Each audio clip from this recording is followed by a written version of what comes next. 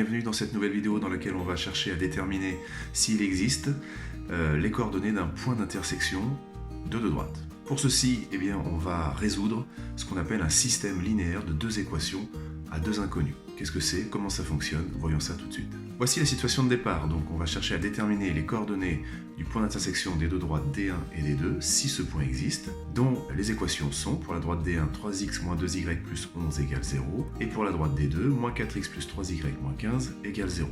On est donc amené à résoudre le système suivant.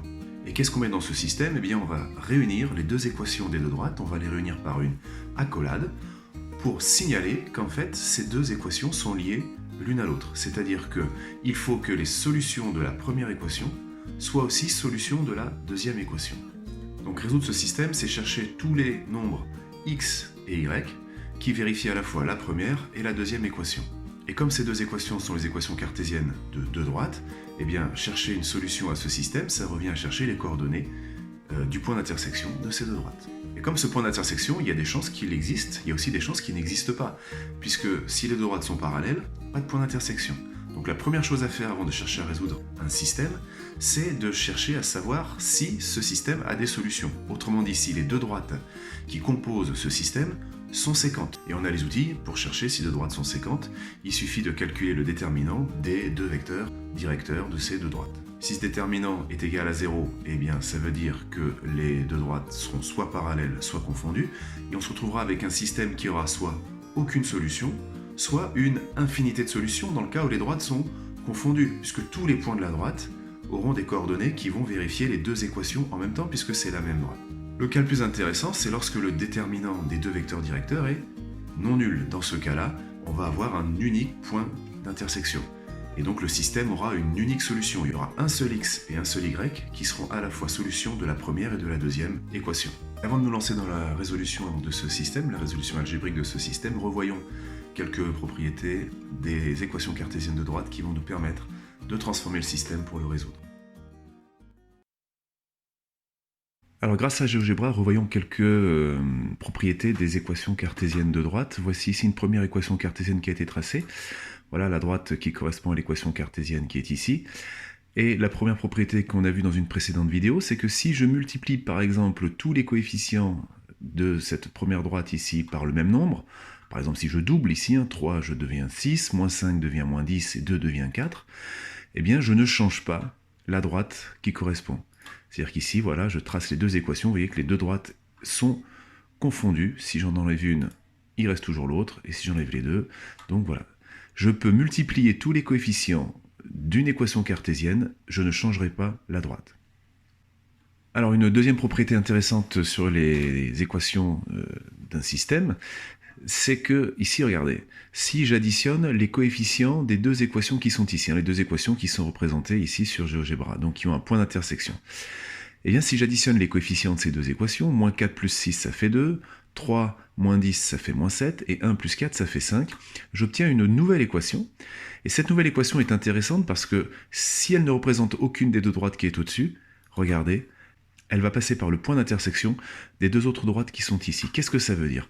Dans un système, si je remplace une équation par la somme de deux équations, alors elle ne va pas changer la solution de mon système. Voyons tout de suite comment tout ceci va nous permettre de résoudre le système qu'on va appeler S, qui correspond à l'exercice proposé. Donc avant de résoudre un tel système, il faut se poser la question de savoir si ce système a des solutions. Pour ceci, on pourrait, par exemple, donner le vecteur directeur de la droite qui correspond à l'équation qui est ici, vecteur directeur donc 2, 3, et le vecteur directeur, un vecteur directeur de la droite représenté par l'équation, la deuxième équation, qui serait donc moins 3, moins 4, et calculer le déterminant de ces deux vecteurs. Dans la pratique, on va même encore plus vite, parce que les seuls nombres qui vont intervenir sur le déterminant des deux vecteurs, ce sont les nombres 3, moins 2, 3 et moins 4. Et on va calculer le déterminant d'un système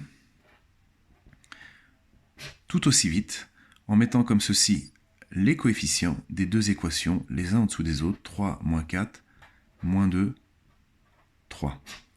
Ce déterminant est le même que le déterminant des deux vecteurs directeurs qui sont ici. Et que vaut-il? Ce déterminant, il vaut 3 fois 3, 9, moins 8 égale 1. Et donc ce déterminant, il est différent de 0. Les vecteurs u et v ne sont donc pas collinéaires. Et les équations qui sont ici sont les équations de deux droites qui sont donc séquentes.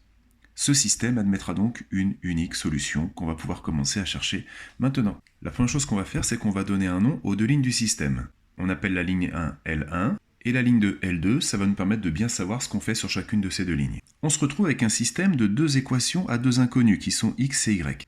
Nous, on sait résoudre les équations à une inconnue. Donc notre objectif, ça va être de transformer ces deux équations qui contiennent deux inconnues en une seule équation qui ne contiendra qu'une seule inconnue, soit x, soit y. Une fois qu'on aura trouvé cette première inconnue x, il suffira de la réinjecter dans l'une des deux équations pour trouver la deuxième inconnue y. Donc première étape, chercher à faire disparaître une des deux inconnues, soit x, soit y. C'est le moment d'utiliser la première des propriétés qu'on a vues sur GeoGebra, à savoir qu'on peut multiplier chacune des deux lignes par un nombre sans changer les solutions de ce système. Admettons que je cherche à faire disparaître y. Je pourrais très bien chercher à faire disparaître x, mais on va prendre y. Par quoi est-ce que je pourrais multiplier la ligne 1 et la ligne 2 pour que y ait le même coefficient dans chacune des deux lignes, au signe près? Eh bien, si je multiplie la première ligne par 3 et la deuxième ligne par 2, qu'est-ce qui va se passer? Je vais obtenir un nouveau système équivalent au premier et qui va s'écrire de la façon suivante. 3 fois 3, 9x, moins 6y, plus 33, égale, 3 fois 0, ça fait toujours 0. Et pour la deuxième ligne, moins 8x, plus 6y, moins 30, égale 0. On va à nouveau appeler ligne 1 et ligne 2, les deux lignes de ce nouveau système, équivalent au premier système. Arrivé ici, on est très content, puisqu'on s'aperçoit que le coefficient d'y dans la première ligne, c'est moins 6, et c'est plus 6. Et maintenant, on va pouvoir utiliser la deuxième propriété qu'on a vue sur GeoGebra, à savoir que l'on peut ajouter les lignes d'un système. On obtient une nouvelle équation qui ne changera pas la solution du système, si elle existe. Mon idée, ici, ça va être de faire ligne 1 plus ligne 2. Dans quel objectif? On voit très bien que si on ajoute les deux lignes, le plus 6y et le moins 6y vont s'annuler. Il va donc me rester qu'une seule inconnue qui va être x. Donc j'additionne les deux lignes, 9x moins 8x, moins 6y plus 6y, plus 33, moins 30. Et tout ça égale à 0. Les y s'en vont, il va donc me rester x plus 3 égale 0. C'est-à-dire x égale moins 3. J'ai donc obtenu la valeur de x. Il me reste maintenant à trouver la valeur de y. Comment? Eh bien en remplaçant x par moins 3 dans l'une des deux lignes du système de départ, la ligne 1 ou la ligne 2. On va pouvoir la mettre par exemple dans la ligne. Alors parfois il sera plus intéressant de choisir une ligne plutôt qu'une autre en fonction des calculs que ça imposera. Ce sera à vous de regarder, mais ici il n'y a pas de ligne plus intéressante qu'une autre. Ce qui donne 3 fois moins 3. Je remplace le x qui est ici par le moins 3 qui est là. 3 fois moins 3, moins 2y, plus 11, égale 0. Ceci est une équation du premier degré à une inconnue qu'on sait résoudre depuis très longtemps. Moins 9, moins 2y, plus 11, égale 0. Moins 9 plus 11, c'est-à-dire 2. Donc moins 2y, plus 2, égale 0. Ce qui équivaut à y égale 1. Le système qui est ici admet donc une unique solution, qui est le point de coordonnées moins 3, 1. Voilà la solution de mon système. Dans le cas où le déterminant d'un système est nul, on aura comme solution soit une droite entière, donc une infinité de solutions, dans le cas où les équations qui sont ici sont proportionnelles, comme on l'a vu dans la précédente vidéo. Si les équations ne sont pas proportionnelles, alors les deux droites sont parallèles et le système n'admettra aucune solution, ce sera l'ensemble vide.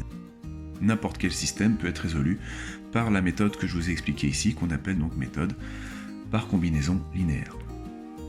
Voilà, fin de cette vidéo.